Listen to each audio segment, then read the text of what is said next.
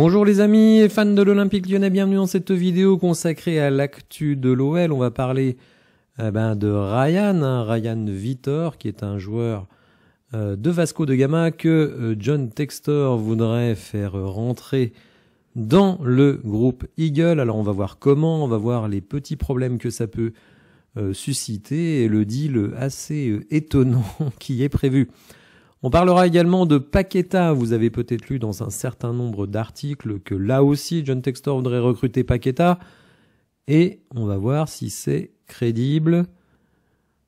Petit spoiler, ça l'est pas du tout. Mais enfin bon bref, on va regarder un petit peu ça également. Thiago Almada également sera à l'ordre du jour puisque les retours sont très divergents. Certains disent qu'il va arriver au mois de janvier. D'autres qu'il va arriver l'été prochain, d'autres qu'il n'arrivera jamais. Donc bon, on va essayer de faire le point là-dessus sans qu'il y ait de certitude. Certitude par contre, c'est le retour, vous le voyez à l'écran, d'Ernest Nuama. Retour à l'entraînement donc dès lundi.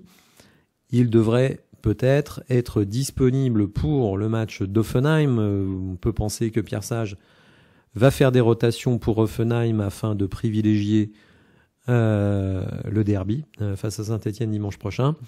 Donc je ne serais pas surpris que Nuama soit titulaire lors du match d'Hoffenheim. On enchaîne avec Ryan, qui est un joueur de Vasco da Gama, jeune joueur de 18 ans, qui fait beaucoup parler dans son pays, considéré comme une nouvelle pépite du football brésilien. On va voir ses stats dans quelques instants. Pour le moment, on va dire, il n'a pas des stats très impressionnantes. J'ai regardé quelques vidéos.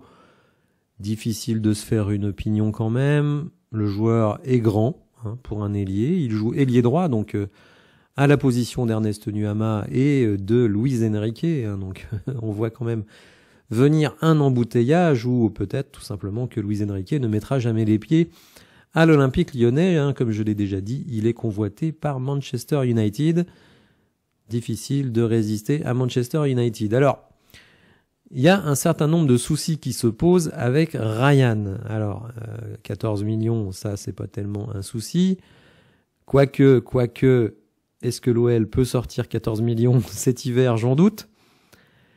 On a quand même de fortes chances, je vais pas vous mentir, d'être interdit de recrutement par la DNCG.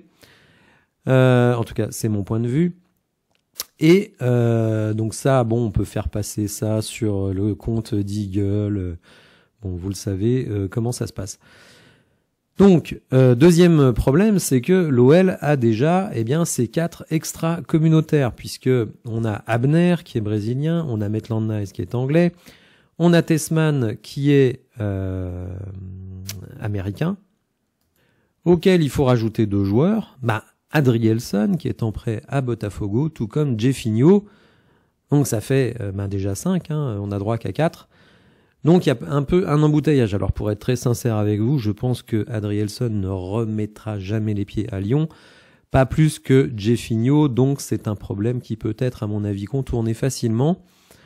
Donc le sujet n'est pas là, le problème c'est que à ce poste-là, on a Nuama, on a actuellement Ryan Cherki, et donc éventuellement Luis Enrique. Donc à mon avis c'est plutôt un embouteillage. Alors la manière de contourner la chose, c'est d'envoyer le joueur à Molenbeek, mais le clan de Ryan a dit tout de suite hors de question que Ryan a joué en D2 belge. Ce qu'on peut comprendre, il est quand même au chaud au Brésil. Il va pas aller se cailler les miches du côté de Bruxelles et pour jouer dans toute la Belgique. Donc ça, on peut le comprendre. Donc évidemment, la solution, qu'il aille à Botafogo. Seulement, le problème, c'est que Vasco da Gama, se refuse de renforcer un concurrent. Alors pas forcément un concurrent direct, parce que Vasco da Gama, c'est 7/8e du championnat brésilien, alors que Botafogo est leader. Mais en tout cas, ils veulent mettre une majoration de prix si le joueur va à Botafogo.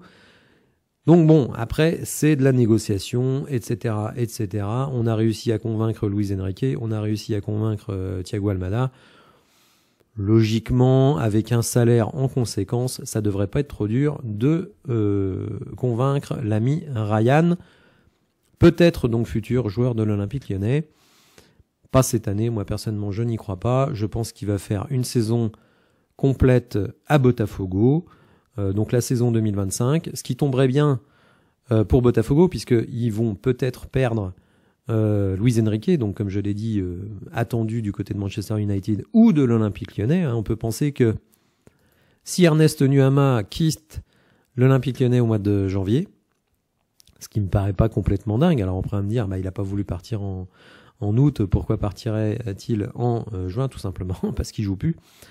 Donc il n'y a plus tellement de temps de jeu pour lui. Donc voilà, il va se passer des choses au mois de janvier. Évidemment, si on a un interdit de recrutement, Nuama ne partira pas et il faudra attendre le mercato suivant. Donc pour le moment, beaucoup d'incertitudes. Mais en tout cas, ce qui est sûr, c'est que Lyon et le groupe Eagle est sur la piste de l'ami Ryan. Alors on n'a pas beaucoup d'informations statistiques sur Ryan. On voit que c'est un ailier droit, donc gaucher, 18 ans, 1m85, donc une taille pas fréquente pour un joueur qui joue à cette position. Il est décrit ici comme ailier gauche. Moi, sur les vidéos que j'ai vues, il est plutôt à droite, justement pour revenir sur son pied gauche. Une valeur d'à peu près 7 millions. Vous voyez quand même que là, il est quand même plutôt du côté droit. Bon, donc je sais pas pourquoi ici on nous le met à gauche. Bon, peu importe. Il n'a joué que 20 matchs en championnat brésilien, seulement 6 fois titulaire, 36 minutes de jeu. Donc vous voyez pour le moment quand même un joueur pas du tout majeur dans cette équipe de Vasco da Gama, où d'ailleurs évolue Dimitri Payet. Un but sur 1,5 XG, 0 passe décisive sur une passe décisive attendue. Là où il est très intéressant, c'est que c'est quelqu'un qui prend plutôt soin du ballon, 73% de passes réussies, 81% dans son compte, 69% dans le camp adverse. Et ce qui est intéressant, c'est qu'évidemment, il est très très fort dans les duels. 59% de duels remportés, il en gagne 3 par match. Donc ça, c'est très bien. Et dans les duels aériens, 61% et seulement 3,7 ballons perdus par match. Donc vraiment, à quelqu'un qui semble quand même, d'une part, très physique, très puissant, très bon au duel, qui protège bien son ballon, qui en fait de bonnes choses. Après, à la finition, à la création, c'est un petit peu plus compliqué. Bon, difficile quand même de se faire un avis, 18 ans, très peu de matchs, donc on va attendre. Je pense quand même qu'une saison pleine avec Botafogo, qui joue le haut du tableau du championnat brésilien, ça ne peut lui faire que du bien, et peut-être essayer de mieux cerner ce joueur. Alors dans cette vidéo info, mais il y a aussi des intox, et là pour le coup, une bonne grosse intox, c'est celle qui voudrait que John Textor souhaite recruter Lucas Paqueta. Alors je vous dis tout de suite, c'est une fake news, c'est du grand n'importe quoi. Cette news a été sortie par le journal The Sun, qui est un tabloïd anglais. C'est un peu comme si vous disiez qu'on apprend une info mercato dans Closer ou dans Public. Enfin bon, je sais pas trop quels sont les trucs à la mode en France, mais enfin bon. Donc ça n'a absolument aucune valeur. Alors c'est vrai que Paqueta, il est dans une situation très compliquée puisqu'il est accusé d'avoir triché, d'avoir pris des cartons jaunes volontairement pour favoriser des paris de ses amis au Brésil. Bon, pour le moment, l'affaire n'est pas pleinement jugée. Alors, si il était reconnu coupable, il faut dire quand même qu'il semble qu'il y ait beaucoup de choses à charge contre lui, même si lui se défend en disant que c'est le hasard, bien entendu. Évidemment qu'il était interdit de jouer en Angleterre. Je pense que ce serait une décision UEFA, donc il serait interdit de jouer en Europe. Et même donc s'il était suspendu, il faut regarder évidemment une chose très importante, c'est le salaire.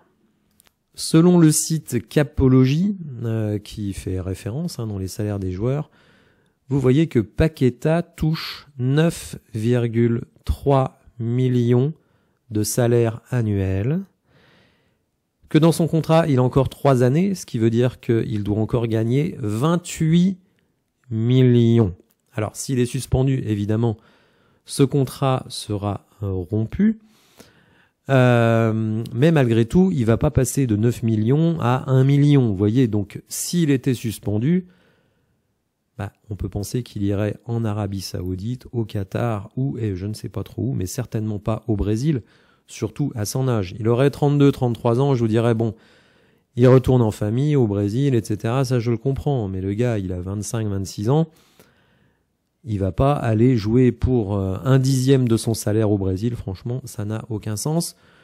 Donc c'est pour ça que vous pouvez prendre cette information et la jeter à la poubelle, elle ne vaut absolument rien.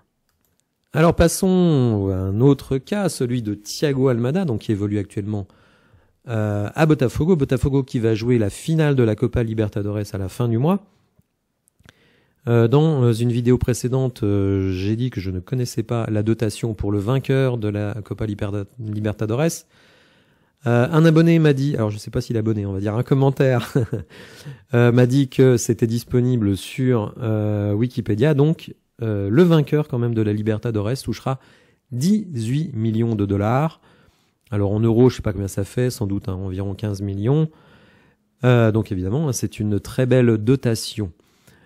Thiago Almada fait du chantage à l'Olympique Lyonnais. Alors, titre putaclic typique de Foot 01. Néanmoins, le fond de ce qui est dit dans l'article est intéressant. Alors, si vous avez vu ma précédente vidéo sur Thiago Almada, vous n'allez pas apprendre grand-chose. Les rapports sont contradictoires sur Thiago Almada. Certains disent qu'il viendra en janvier, d'autres qu'il viendra en juin ou qu'il viendra pas du tout. C'est un business, faut pas l'oublier. Donc évidemment, si une offre arrive sur la table de Botafogo à 40 millions pour Almada, eh ben, il ira là où il est demandé. Il ne passera pas par la case Olympique Lyonnais. Tout simplement parce qu'en le faisant venir à Lyon, imaginez que ses prestations ne soient pas convaincantes, sa valeur de 40 millions descendait à attendre, donc vous perdriez 10 millions. C'est un petit peu le cas de Nuama. Nuama, bon, il était valorisé à 30. Vu ses prestations, il est plutôt à 15-20. Donc, vous voyez, c'est pas parce qu'un joueur a eu une valeur qui montait qu'elle va monter éternellement. Donc, Almada, je le redis, tout va dépendre de, déjà, la victoire en Copa Libertadores. C'est-à-dire que si Botafogo gagne la Copa Libertadores, et ils ont de bonnes chances, puisqu'ils vont jouer l'Atlético Mineiro, qui est seulement 10e du championnat brésilien. Alors après, sur un match, évidemment, tout peut se passer, mais une expulsion tôt dans le match ou un truc comme ça, un penalty, on ne sait pas trop. Tout simplement, vous n'êtes pas bien ce jour-là et l'équipe en face est euphorique, ça peut arriver. Rappelez-vous la finale de l'Europa League avec les invincibles Bayer Leverkusen qui se sont fait désosser par l'Atalanta de Bergame.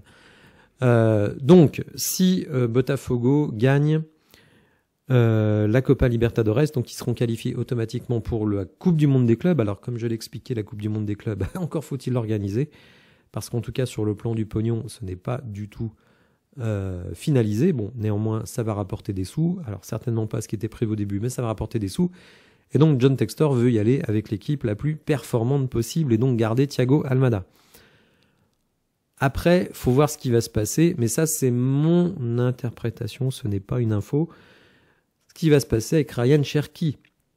Parce que si Ryan Cherki part au mois de janvier, et là aussi, ça n'est pas complètement impossible, bon, disons que la présence de Thiago Almada aura plus de sens à Lyon, sportivement j'entends, que de le laisser à Botafogo. Par contre, si Ryan Cherki reste jusqu'à la fin de la saison, ce qui là aussi est fort possible, eh bien, à ce moment-là, on voit pas tellement l'intérêt de faire venir Thiago Almada dès le mois de janvier. Alors oui, pour qu'il s'acclimate si vous voulez, mais bon, même pour lui, c'est sans doute plus intéressant de rester à Botafogo et d'aller jouer la Coupe du Monde des clubs, de faire une demi-saison avec Botafogo et de venir ensuite à l'Olympique Lyonnais, plutôt que de faire banquette derrière Cherki ou Benrahma à l'OL. Donc, voilà. N'hésitez pas les amis à me dire ce que vous pensez de tout cela dans les commentaires. Si vous avez apprécié la vidéo, n'hésitez pas à la liker, à vous abonner, à activer les notifications. Et je vous dis à bientôt pour de nouvelles infos. Merci, au revoir.